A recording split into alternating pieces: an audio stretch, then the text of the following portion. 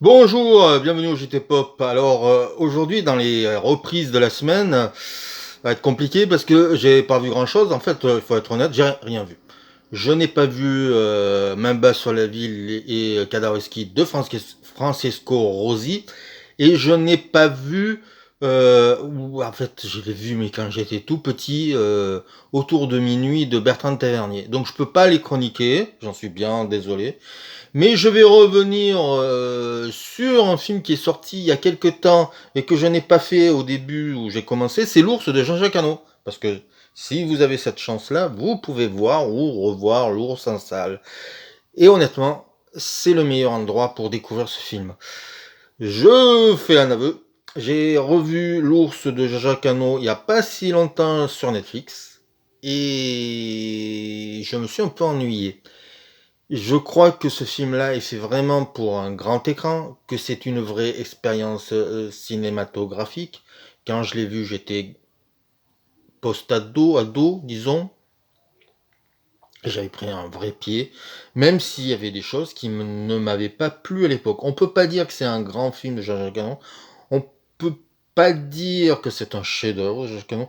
C'est peut-être un classique, vu le temps, vu les diffusions de télé, et je suis pas sûr de ça, mais parce que le film n'est pas parfait. Alors, j'explique. Dans le film, il y a 3 rêves de l'ours. Et ça, déjà, ça plombe un peu le truc, parce que ces rêves sont faits en animation, mais vouloir mettre de la psychologie dans un film d'aventure, ça coupe le rythme. Et ça donne une drôle d'impression qui n'est pas ça passe pas, quoi. Moi j'ai toujours eu du mal avec ces rêves dans ce film. Je pense que le film fonctionnerait mieux sans les rêves. Ensuite, l'ours, j'ai oublié de vous dire ce que ça racontait. L'ours, c'est un petit ours qui perd sa mère, tué par des chasseurs, qui va rencontrer un ours magnifique, un grand ours, un grizzly ou un ours brun, j'y connais rien. Un ours, j'ai pas fait ours au fil en troisième langue, mais voilà, il rencontre un ours et une amitié va naître entre les deux et le gros ours va, disons, protéger le petit ours.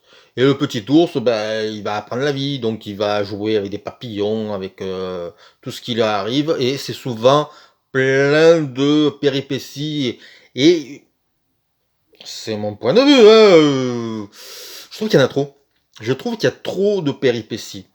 Avant qu'arrivent les chasseurs, je trouve que l'ours, à un moment donné, il va dans la rivière, il risque de se noyer. En fait, il vit trop de choses. Il tombe sur je sais plus quelle bestiole trop grande, comme un félin qui risque de le bouffer. En fait, il y a trop de choses. Et euh, je trouve que c'est un film qui aurait mérité un peu de contemplation et malheureusement il l'a pas. Bon. Par contre, moi j'avoue que j'adorerais voir un making of de ce film pour savoir comment certains plans ont été tournés, parce que la scène où l'ours se met en colère face à Checky Cario, j'aimerais savoir comment ça a été tourné, parce que c'est vraiment impressionnant. Il y a quand même on va pas dire des plans, mais on va dire des images qui marquent, parce qu'elles sont vraiment hors du commun. C'est des choses qu'on n'a pas vues souvent. Donc, rien que pour ça, le film mérite d'être vu, mais sur un vrai grand écran. Donc, n'hésitez pas s'il passe près de chez vous.